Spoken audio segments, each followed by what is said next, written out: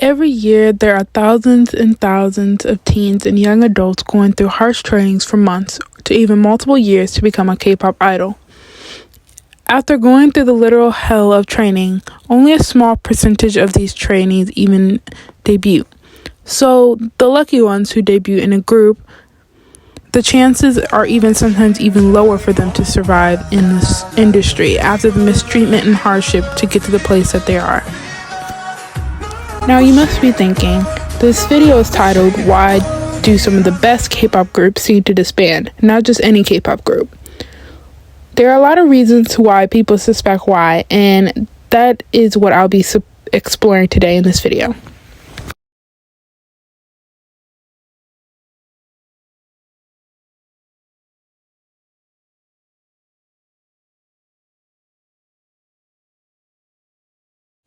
Hello everyone, and welcome back to my channel.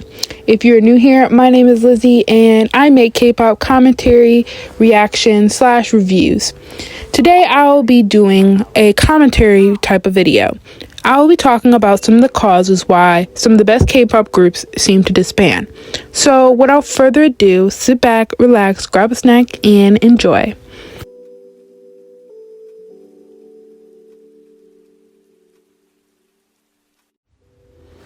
The first reason why I think some of the best K-pop groups seems to disband is because of the 7-year curse. Before 2008, it was normal for groups to sign a contract before debuting that sometimes tied them to their company for 10 years or more. In 2009, Korean Fair Trade Commission issued a new rule in contracts in the future that could only run for a maximum of 7 years. This rule was made because of the group tvxq. tvxq was formed in 2009 under SM Entertainment, with the members Changbin, Jaeyoung, Juchun, and Junsu. In 2009, the members Jaeyoung, Jochun, and Junsu attempted to split from their agency because of their 13-year contract, unfairly distribute profits, among other issues. In October of 2009, Seoul Central District Court granted the trio a temporary contract injunction, leading to the group's activities being put on hiatus. After the situation, most groups have a 7-year contracts. When these group contracts expire, idols have to decide whether to sign a new one or to go their own way. Many groups disband because they're not successful enough, or either the idols or the agencies come to the conclusion that it's not worth renewing the contract. Sometimes there are cases where idols and their agency cannot agree on a new contract. So we can get a better idea of this curse, here are some groups that unfortunately could not survive. I'll be talking about the particular groups 21, 4Minute, and Miss A. 4Minute was a girl group under Cube Entertainment. The members consisted of Jihyun, Gahyun, Jiyoon, Hyuna, and Soyeon, and they all debuted in 4Minute in 2009. Unfortunately, in June of 2016, only the member Hyuna renewed her contract with the Cube. Next is the group Miss A. Miss A was a girl group debuting under JYP Entertainment in 2010. They consisted of the members Faye, Gia, Min, and Suzy. One of the members, Gia, left the group in May of 2016, and later in March of 2017, the member Min departed as well. Finally, in December of the same year, JYP released an official statement revealing that Miss A has officially disbanded. Like we have seen, some groups don't even last more than 2 to 3 years, so it's great when groups can reach the 7-year mark. On a lighter note, some groups, mostly first to second gen, who survived this curse are A-Pink, 2PM, Big Bang, CNBLUE, Tiara, Girls' Generation, Super Junior, and SHINee. Fortunately, SHINee, A-Pink, Super Junior, 2PM, CNBLUE, Tiara, and Girls' Generation are still together, even if most of them are on hiatus or doing solo activities. One group I want to highlight in terms of surviving this curse is a group called Shinhwa. Shinhwa is the largest running K-pop group in history.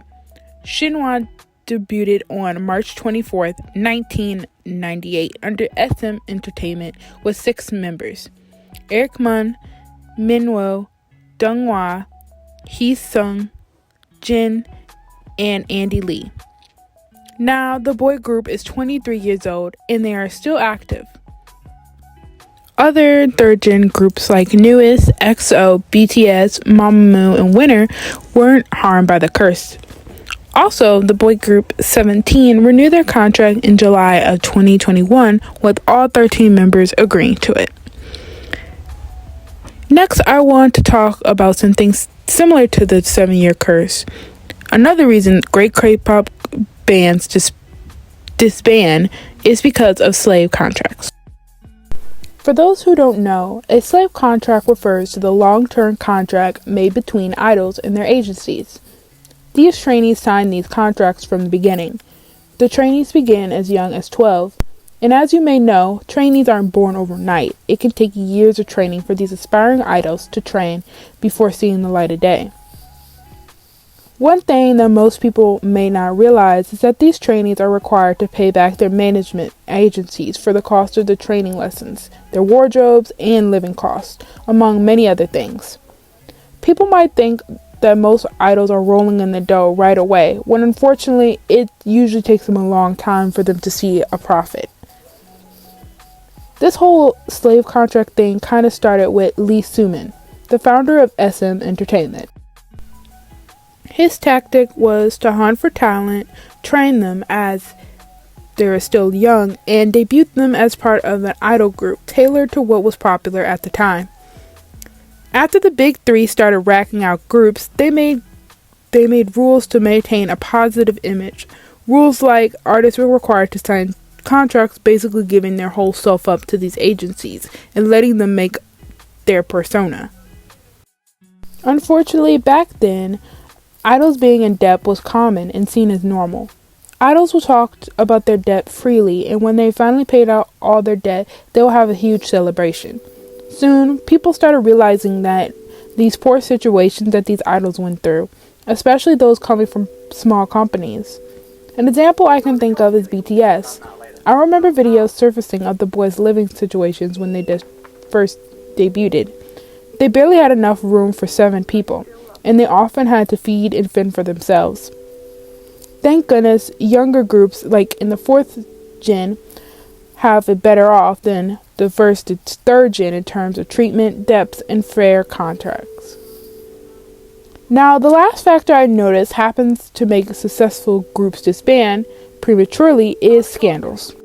Most of these scandals I bet you all heard of, but I'll talk about a couple that caused groups to disband at the height of their career, starting with the group Glam. Glam was a 5-member girl group under Big Hit Entertainment and co-managed by Source Music. They debuted on July 16, 2012 with the members Zini, Trinity, Jiyoung, Daehee, and Miso. They were the first group of Big Hit Entertainment and Source Music. Unfortunately, controversies arose in 2014 when the member Daehee was blackmailing actor Lee Byung-hun. On September 2nd, 2014, he accused 2 women of blackmailing him using a compromising video as leverage, and Daehee was identified as one of the women along with the model Lee Ji-young. They were charged with blackmailing the idol for 5 billion won. On January 15, 2015, the Seoul District Court sentenced Daehee to 1 year in prison, and the members ended their contracts with the agency. This situation kind of ruined HYBE's, Big Hit at the time's, reputation.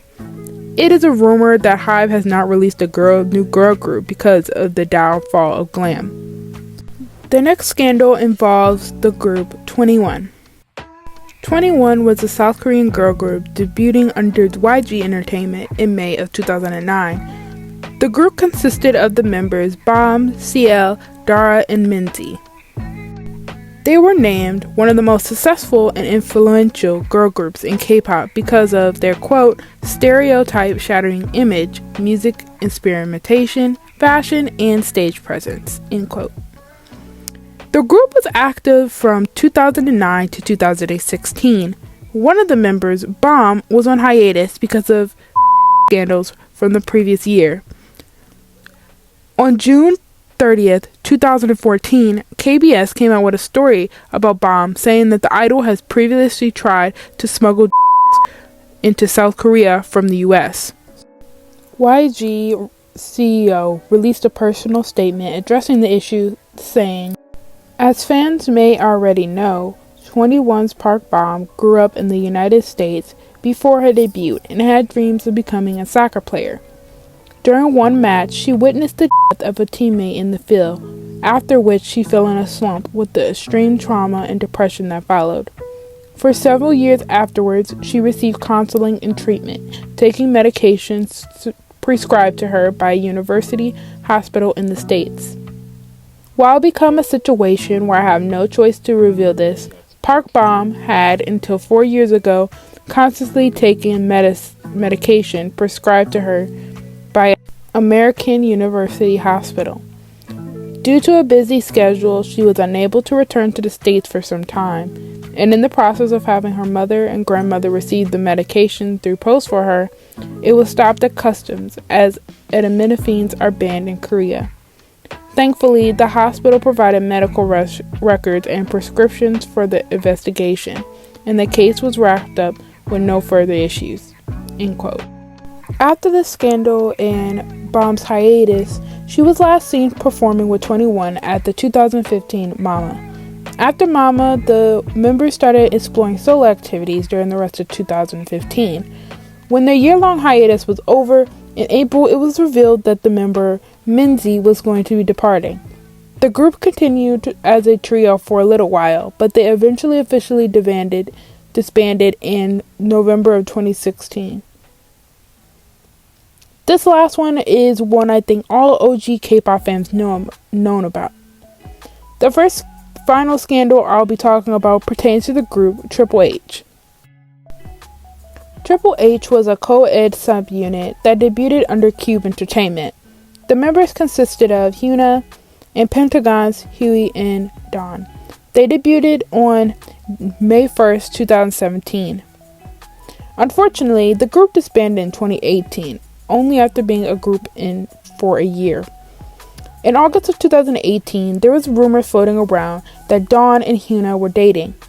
Cube came out and denied the rumors, but the couple decided to reveal the truth. The couple revealed this in an interview. They even shared that they had been dating since May of 2016. This led Cube stopping Triple H's promotional activities and further terminating both Dawn's and Hyuna's contracts. The fans were outraged about the unfair treatment of the idols, so Cube decided to temporarily suspend the couple's contracts, but the two eventually left the company, leaving the group to unfortunately die. No matter what the background of a group's disbandment, I know we can all agree having our favorite groups disband can truly suck. But with a lot of these groups, most of them went on to live a better and freer lives. Many of former idols also went on to share these stories of hardship and offer insight of how idol life really is. If these groups are truly our favorites, disbandment might be sad, but we can be happy thinking about them being able to start a new chapter of their life, away from the public eye and in the industry.